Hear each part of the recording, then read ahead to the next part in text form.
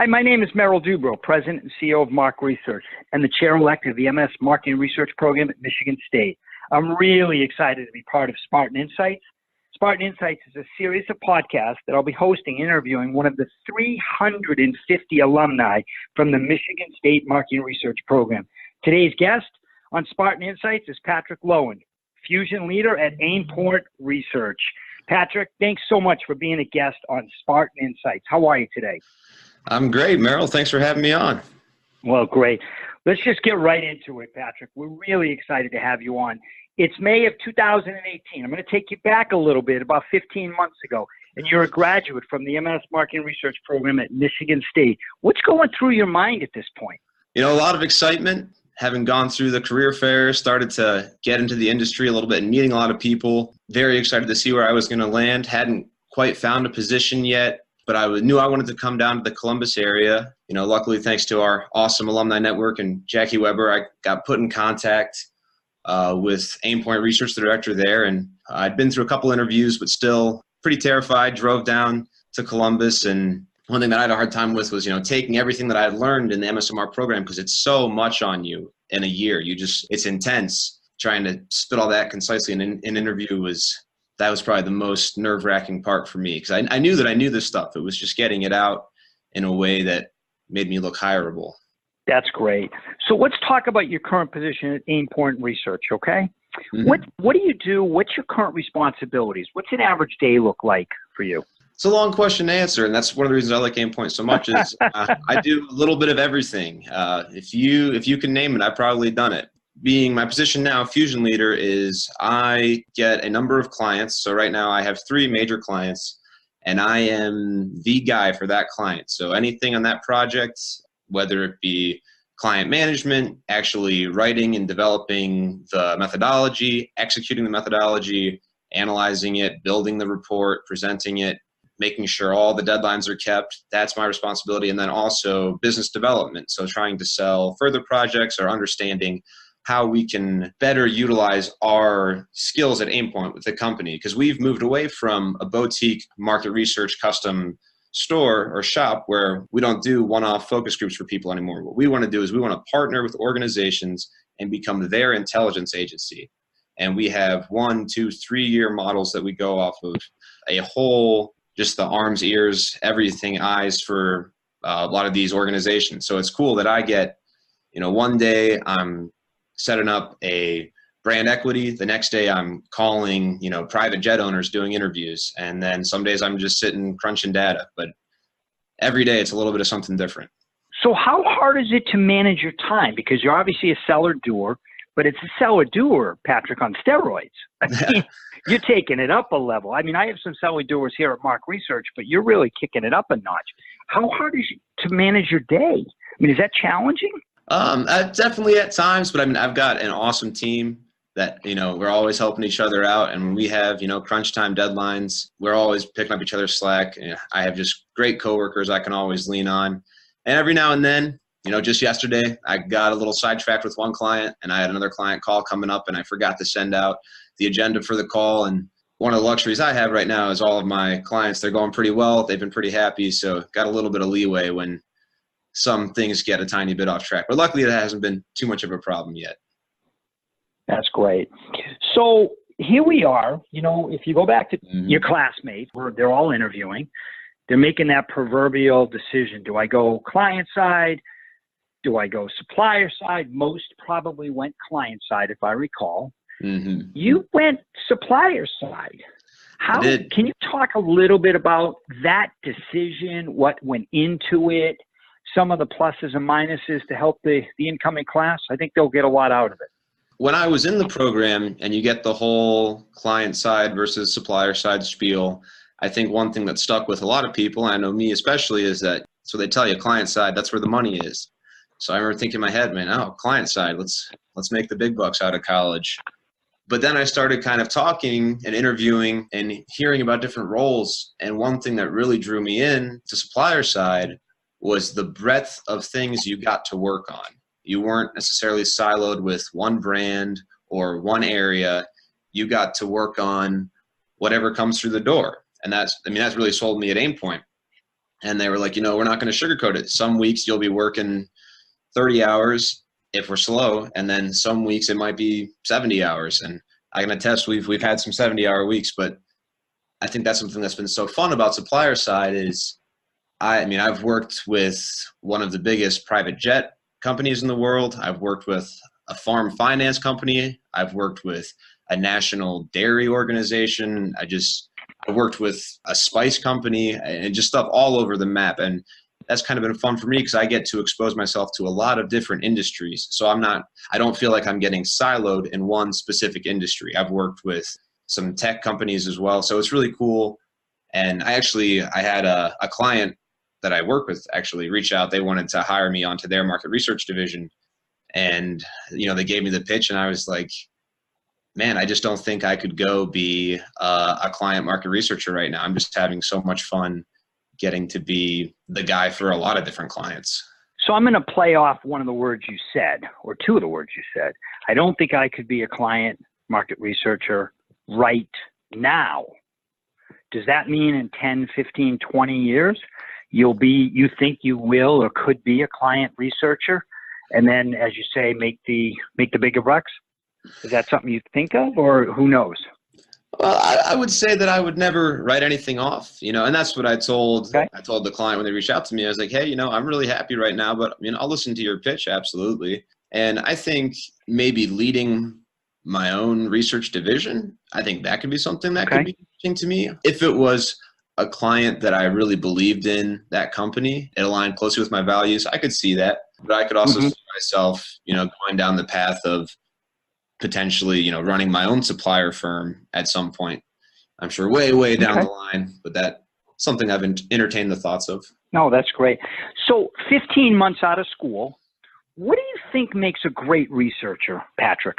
I think it's really cliche, but curiosity and that, and I think the soft skills, because I think a lot of the researchers, they're all incredibly smart that I've worked with, and they've all got the technical know-how. But I think this thing that sets people apart, the ability to go and sit and converse with clients or coworkers and just being able to have those soft personal skills coming off friendly, coming off knowledgeable. Students in the MSMR really focus on, and shout out to Shayna for her communications classes. Those skills are so invaluable. It's the interpersonal stuff that I think really sets people apart. That's great. So do you remember our meeting the first time? I do remember that. Can you describe that? What do you remember about it? I remember that Merrill was this big, loud guy in a nice suit in front of the class. He's up there, he's energized. And I remember thinking, man, I wish I could control a room like that. All eyes on Merrill. And then next thing I know, he's pulling me up in front of the entire board and my entire class. And all of a sudden, I'm sitting in this room staring back at some extremely respected people well beyond my years and abilities and kind of in the spotlight. It was a little terrifying, but I think you made it a lot of fun too. Well, thanks. What I remember about it is, bringing you up on stage, that was spontaneous. You handled it like a champ. You had a great personality. You had, I think, a nice communication style. The long flowing hair certainly made most of us jealous. But let me ask you this. My gut is, and I haven't seen you in 15 months, my gut is that you've grown a tremendous amount, right? Do you believe that? Undoubtedly. Yeah, you've matured as an individual, as a professional. Can you just talk a little bit about that for the students? How do you think you've grown in the last 15 months? Confidence, undoubtedly. I know, and part of that I have to accredit to Aimpoint. Something they told me was, hey, we know you're going to fail. We want you to fail. We want you to fail hard, fail fast, and we'll, if you're going too far, we'll pull back the reins. But they really gave me, we want you to go out and just attack things. And if you have an idea, just chase it. And I think something coming out of the MSMR program is I was very wanting to prove myself. And I thought that proving myself was by never getting anything wrong, never making a mistake. And that led to a kind of timidness. And I think now, as opposed to I was quick to maybe say, oh, I'm not sure I know how to do that, or, oh, I need help doing that. If I come up with something that I'm not quite sure on, I'll be like, yeah, I can do that. I'll figure that out. And then if I get on the line and I've realized I can't do it, then I'll, obviously go and, find the resources and help that I need. But for the most part, just trusting myself and knowing that I'm capable of solving problems. And I think especially when you're doing when my days are not repetitive, I'm doing new stuff all the time. So really building that trust in myself and then in my team, knowing that it's okay to make mistakes and that those are not debilitating, but they're actually growth moments. That's great. So let's talk about a growth moment for a half a second. Fill in the blank for me on this, Patrick. I would like to get better at blank in the next 6 months. How would you answer that question? What's the blank for you? I think I would like to get better at building strong client relationships. That's something I think the industry it's so relationship based. And I think I have a good time of being friendly with clients, but I want to be able to take it to that next step and really moving into that selling standpoint, but being able to have a client trust me, building myself up in a way that I can help my clients as opposed to having to sell through my boss or my organization. Is there daily or weekly like newsletters or websites or even magazines that you read to try to stay up on the insight industry that you could share? I'm always on LinkedIn. I'm always reading the daily rundowns and going through, and I follow a lot of people, you being one of them, Jamin Brazil being one of them, a lot of people that I met through the program, and they're always sharing articles and different things that I'm reading. There's a lot of internal things at Aimpoint that we share with each other. Some of my coworkers and research director will share different articles that I'll read up on. And then also I stay up to date with the ag industry quite a bit, and obviously not quite market research, but that's a lot of my clients can be ag focused. Yep. I think it's very important to stay up to date. I mean, really anything. I think if I'll read articles, at Aimpoint, we really value having time to dig into articles online and across a breadth of topics, because you never know when something's going to come up. And I remember I was reading something on a Saturday. It was an interesting article about salmon spawning in Alaska. And then later that week, it fit in perfectly in a call we were having. So it's just kind of fun. I would say never stop being curious, never stop reading everything. I don't think anything's a waste of your time to read. Oh, that's great. So congratulations. I'm going to give you a do-over. We're going to go back to Michigan State. We're going to go back to the program. Is there something you would wish you'd done a little bit different or paid a little more attention to that you should have, that you realize now? Anything at all jump out at you? I wish I would have networked better. I think I did a good job of, shaking hands and smiling, but I didn't know the right questions to ask. I mean, I was never somebody who was afraid to ask questions. I just had a hard time coming up with questions to ask. So, but let me just make sure I understand. Is that with networking with the advisory board or networking with your classmates or both? All of the above. I mean, I feel, I think I did a good job with our class, and, I've hung out with multiple people in my class and stayed connected.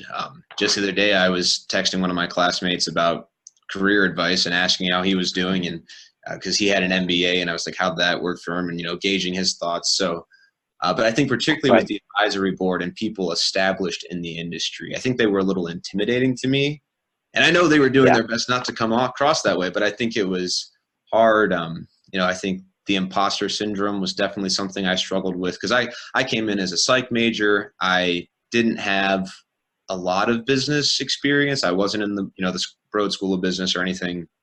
So I always felt like, I don't know if I should be here. I don't know if I belong with these people. And, I think just that kind of second guessing yourself it wastes so much energy and time and opportunities. I'm like, man, I was in the same room as all these brilliant people. I should have been talking to everybody and, not wasting any time. No, that's great insight. Okay. Last question, Patrick. What advice would you give to the incoming class of the MSMR program at Michigan State? What advice would you give? Don't be afraid to bet on yourself. Going to Aimpoint for me was probably a little bit, it was a company that very small, 10 people. I think if you're willing to take risks, I think that's where that's where the explosive growth comes from. And go and make yourself uncomfortable. Go talk to that company at the career fair that you don't think you have any chance with. Go up and talk to that professor and ask that question. You're smarter than you think you are, and you're where you are for a reason. So don't be afraid to trust your instincts, trust what's got you where you are, and use that to get yourself where you want to be. Oh, that's a great close. Well, thanks, Patrick. I really appreciate your time today on Spartan Insights. My name is Merrill Dubrow, and thanks for listening.